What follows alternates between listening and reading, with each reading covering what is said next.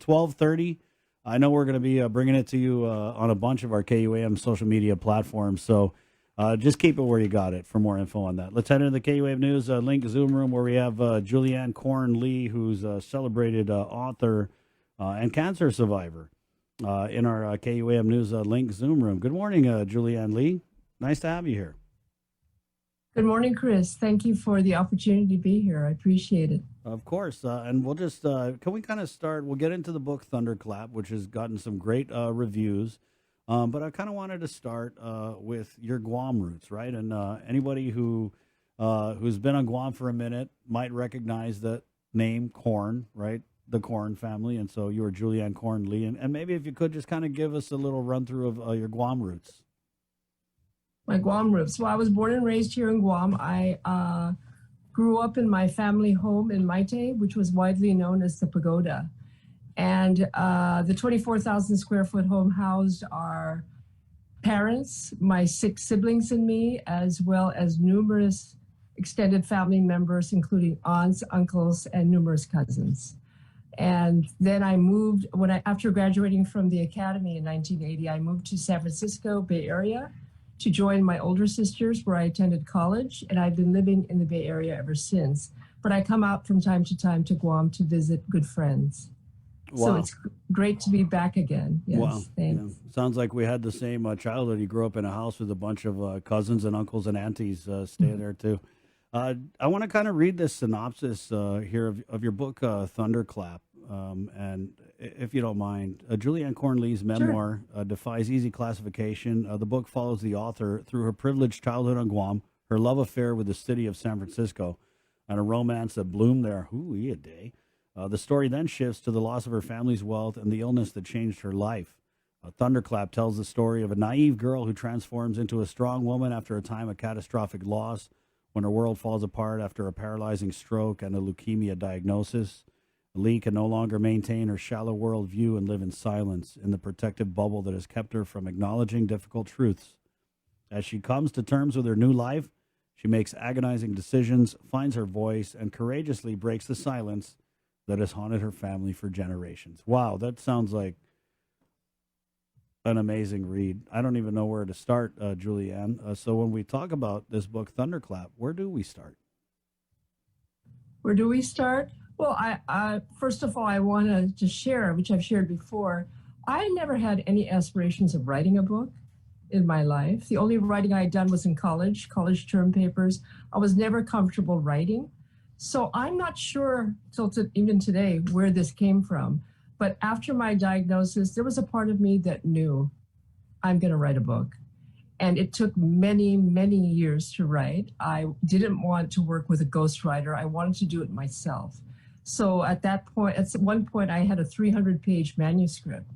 And after numerous rejections from literary agents and publishing houses, I set it aside for a couple of years. So I think that's one key lesson. When you're passionate about something, don't give up, but persist. And I set it aside and went back to it a couple of years later and worked extensively with an editor. And this book was published in 2019. It was a labor of love, definitely. Right. But difficult, because when you take into account the cultural influence, we were not brought up to say, yeah, you share all the information about personal things. So that was a challenge in itself. And I'm sure it had something to do with how long it took me to write this book. But I did it. Persistence. And you're quite a character. I mean, battling leukemia, and I know that American Cancer Society is a big part of why you're out here. But can we talk about that, Juliane? Because I think it's so inspiring. And you're able to weave that battle into everything else that's going on in this story with your family history and kind of almost this like tell-all kind of thing that's going on with the book. So, if you don't mind, could you share just a little bit about your struggle with cancer? Oh, sure. Yes. It was devastating. It was a devastating blow to me. I was 26 years old at the time. I was preparing for my wedding. And I had the stroke in March. My wedding was scheduled in September. So it changed my life dramatically. And after post-treatment, I became very passionate about volunteering And, I volunteered at the library, I volunteered with the American Cancer Society, et cetera. And so when I returned to school, I got my graduate degree in psychology. I went back to patient advocacy. That is my passion. And I found that part of the healing journey is when you do good for others. And so I started a career in the nonprofit sector. I began working at the Leukemia and Lymphoma Society Patient Services in the San Francisco chapter. And then later I joined American Cancer Society. I'm currently still at the American Cancer Society. And my role is working with Commission on Cancer accredited facilities, the hospitals, and I sit on their cancer committees, and we partner with the hospitals to provide support and resources to patients. Since COVID, our focus has been on our Get Screened campaign, which is to get the word out about the importance of screening again, because that was put in the back burner during COVID.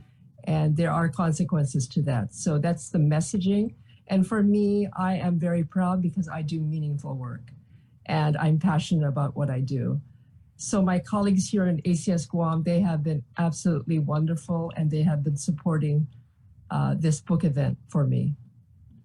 Juliane, I wanted to, when you talk about working with nonprofits and also working with patients, kids with leukemia, when they look at you and they see someone who has been there, done that, and won, do you ever feel like you're an inspiration to these kids, and how do you carry that message to them? Well, one of the oncology nurses who was one of my nurses, I'm always at these educational events that are held in the Bay Area.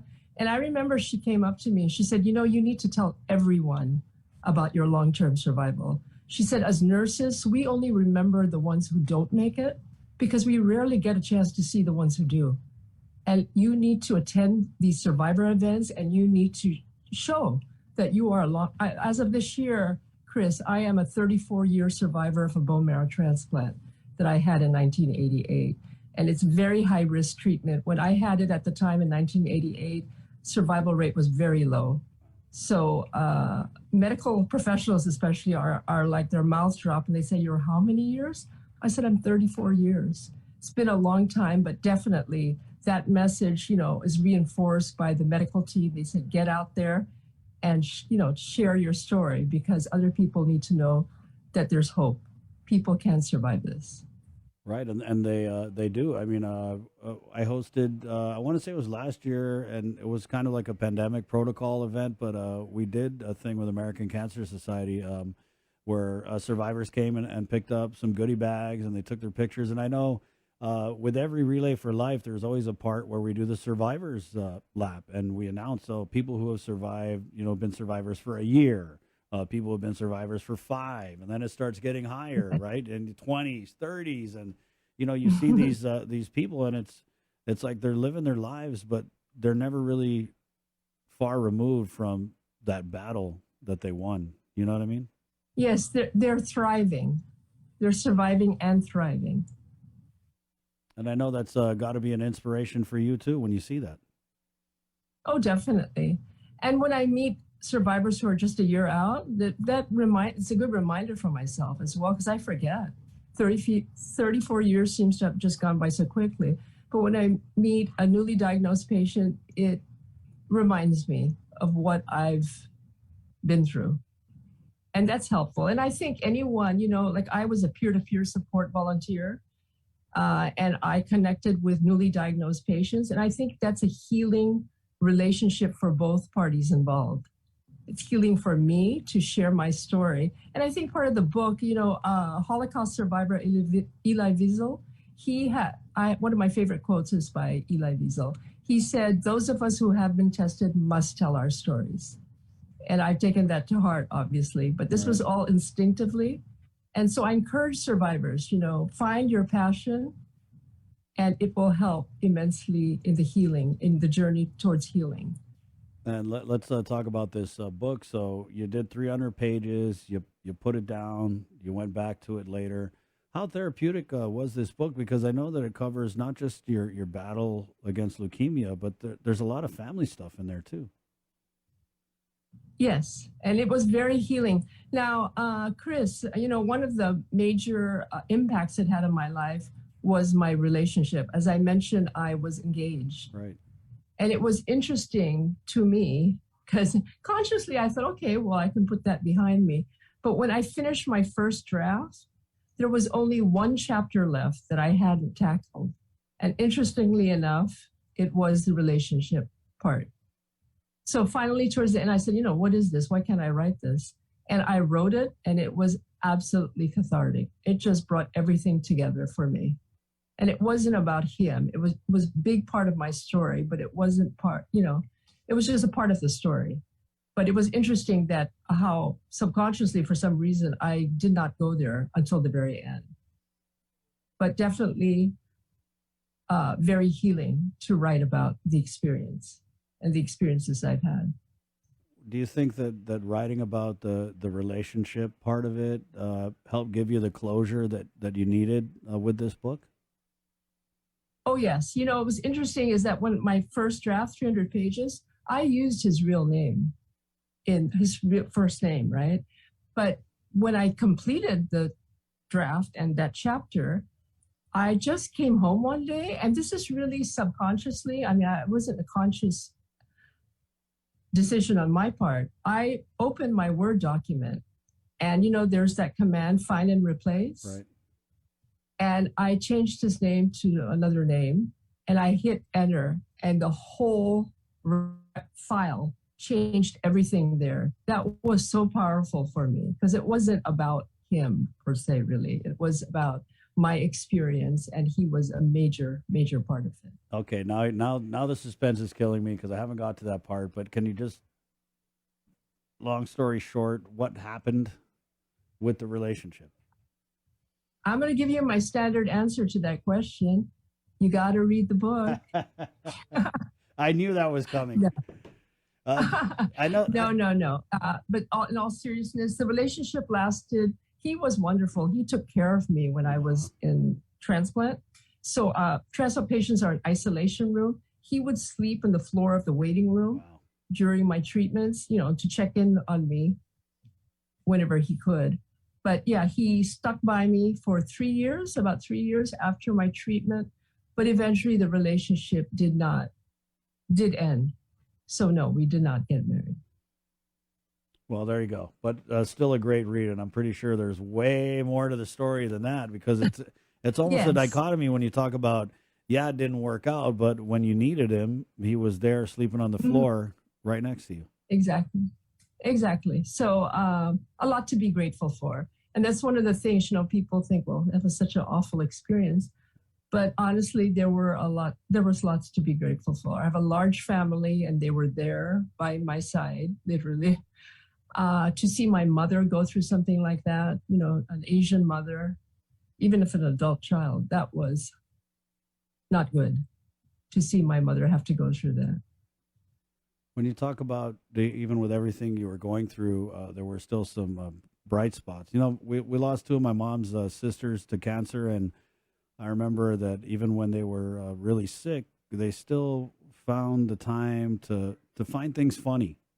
To try and make us laugh, right? Even though they were going through so much of pain. When you were battling leukemia, what were some of your bright spots that kind of illuminated that dark path?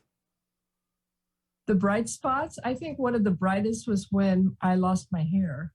I mean, that's not a bright spot, but when they told me you're going to lose your hair. So I cropped my hair short. I had my sisters and I were 5 girls. We all had shoulder length hair. It was the 80s, right? Yeah. And I cropped my hair short. And then when it started to fall off, they shaved my hair. 2 of my sisters walked into the room after I cropped my hair short, and they cropped their hair short as well. And that's a big thing for a young woman to do. I think that, and I look at that as a bright spot. It just lifted me up because I knew I wasn't alone. So that's the kind of example of bright spots during a really dark time. Juliane, I know that you've got an event this Saturday. Could you share with our audience a little bit more about that? Yes, please. My book event author reading is scheduled this Saturday, February 26th at the Guam Hilton Hotel. And there are 3 available sessions. The first session is at 1, then another at 2:30, and then finally at 4 p.m. There are hour-long sessions. There is limited spacing because of the COVID requirements. But so I encourage everyone, I invite you to come out and join us. It should be fun. Yeah. But again, this Saturday, February 26th. At the Guam Hills. I got to ask, Thunderclap, right? The name of the book. When you hear Thunderclap, you might not even think that this is the kind of book that it is. So why Thunderclap? I had that title even before I had the idea that I was going to write. I mean, sort of. The title came, it was very clear to me what the title was. What happened was that I mentioned that I had a stroke in March. And I was at home with a couple of my siblings, and we like to do the I Ching, which is a 2,000-year-old system of fortune telling from China. So we did it for fun. You ask a question, then you throw coins, and then it will refer to a specific reading or hexagram in the I Ching. So I had asked some silly question, and I tossed the coins, and it referred me to a reading number 53 called the Thunderclap. And the first line was, "This is a time of sudden and catastrophic events. Remain calm, expect a general reaction of hysteria, but do not get caught up in it. If you retain a deep acceptance of the inevitability of the present moment, then you will ride out the present widespread catastrophe wiser and stronger than you were before." And then it talked about relationships, and it did not sound good. It said that this is not a good time, and it may cause some difficulties in your relationship. So that reading, when I first had that reading that night before my stroke, meant nothing. I could not connect to the reading. I said, what are they talking about? It didn't make sense. So we disregarded it and said it's nothing. And then after I had my massive stroke, I was at the hospital, and my brother comes up to me and says, "You have to read this again." I said, "What is it?" He said, "It's that I Ching reading." And when I read it, Chris, suddenly everything made sense in that reading. And I knew that, and it basically, that I Ching reading, Thunderclap, was the outline for my book. The first section is, right. You have lived in a state of peace and equanimity. That's my childhood years in Guam. And then the second section is a time of sudden and catastrophic events. And that covers my illness. And then finally, you will you will come out wiser and stronger than you were before, is my epilogue, or the last part of the book. So I feel like it was a gift in a way, because it was just filling in the blanks for me. Yeah. Well, I'm so glad I asked that question. That's pretty amazing. I think Joe, sir, and I, we need to get a little our I Ching on. Joe, what do you think? Juliana, let me just go over some of the details here. So it's going to be on Saturday at the Hilton, and there are going to be 3 sessions. Guys, seating is limited, so you got to RSVP via Eventbrite link, which we'll toss up in the comments a little bit later on the show, or by calling the American Cancer Society at 671-477-9451. The event will also be live streamed via the American Cancer Society Guam office Facebook page. Juliane, I wanted to just kind of close with this last question here. This pandemic, right? And I know that you had your battle with leukemia. You won. For those people who may be fighting cancer during this tumultuous time, what would your message be to them as they listen this morning? Well, what I find interesting is that the pandemic is similar in many ways to the cancer experience. When I went through it, we have to be so cautious about infections and viruses. So it was so similar. And for me, the transplant, anyone who came to visit me in the hospital, they had to wear the masks, the gowns, the gloves, the works. So it's so similar, and I think it may bring up some memories for some. I've never really spoken to other survivors about this, but the message is to just stay in the moment and to take each day as it comes. I know it sounds very cliche, but that has always worked for me. And I think there's better understanding, because we can all be impacted. It's just not one individual, this pandemic. So if anything, it's more validating to have an experience that other people who have not had a cancer diagnosis have had. Does that make sense? It does. It does. Juliane, well, Okay. this has been a great conversation. Thank you so much for joining us, and best of luck to you this Saturday. I'll see you Saturday, Chris. Okay, I'll be there. Thank you, All Juliane. right. Thank you. That's Thank you the, so much. of course. Bye. Bye. There you go. The name of the book's called Thunderclap, guys. It's pretty well reviewed, and you want to check that out. We did have the graphics up on there. Marcy comments in here. Great interview, Chris. My hat's off to Miss Lee. Such an inspiring story. Amen. For real, right? That's some good stuff. At 7:32, we're going to take a quick break and come back with FHP and Hoffa Health Tips right here on the link. It's Tuesday, 2/22/22. That's got to be good luck. That's got, right. I feel like we're getting money today. Are we getting money? Are we getting a stimulus, Governor? I mean, of all the days, it'd be good. I mean, imagine that. Republicans got an announcement. Oh, never mind that, boy. Here's 500 stimulus from the ARP. You down with ARP? Yeah, okay. We'll take a break. We're coming back with more of the show.